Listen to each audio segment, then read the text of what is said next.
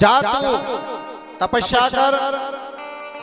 माँ से जैसे ये बात कही तो माँ ने कहा, अरे बेटा तुझे कोई गलत रहा तो बताई भी नहीं है, बताई तो अच्छी रहा बताइए। क्या रहा बताई मालूम?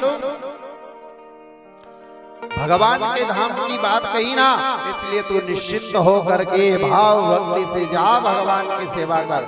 आज की माता होती तो क्या करती? देरानी का बच्चा के यदि जेठानी थोड़ी सी डांट भी लगा देनी तो देरानी को इतना बड़ो मुंडो हो जाए, और जेठानी के बच्चे को देरानी कुछ बोल दे तो जेठानी को तो। परंतु महाराज आज ये शिक्षा हमें मिलती है कि कोई धर्म के मार्ग की ओर ले जाए तो समझ लो वो अपने लिए गुरु ही है। तो आज सुनीति ने कहा, बेटे तेरे लिए गुरु का रूप है, तो निश्चित होकर के भगवान का भजन करने चला जा। छोटे से लाला आज भजन करते हुए भगवान का ध्यान करते हुए विचार करते जा रहे हैं कि भगवान कहाँ मिलेंगे,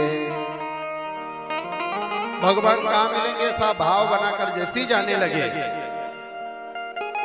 नारद जी का दर्शन हो गया। नारद जी कहते हैं, नारम ददाति नारद। नारद किनको कहते हैं? जिनकी बात को कोई रद्द नहीं कर पाए उन्हें को नारद कहते हैं।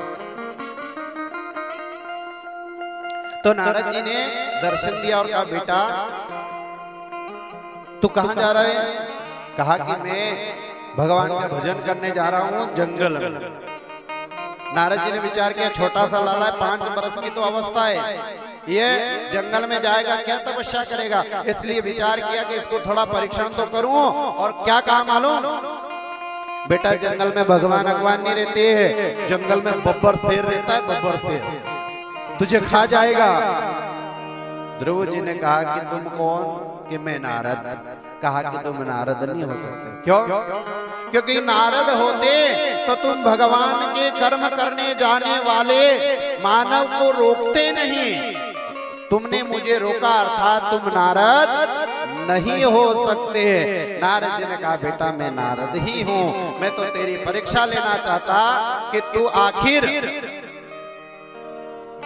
भगवान की भक्ति में पुष्ट है कि नहीं। आजकल भी भगत बहुत होते हैं महाराज, 5 दिन भगवान को जल चढ़ाने जाएंगे न, फिर धीरे धीरे 1 दिन बंद हुए, 2 दिन 4 दिन फिर भगवान को भूल जाएंगे न, फिर कोई काम पड़ा तो फिर भगवान के पास जाएंगे। एक भगत था महाराज कलयुग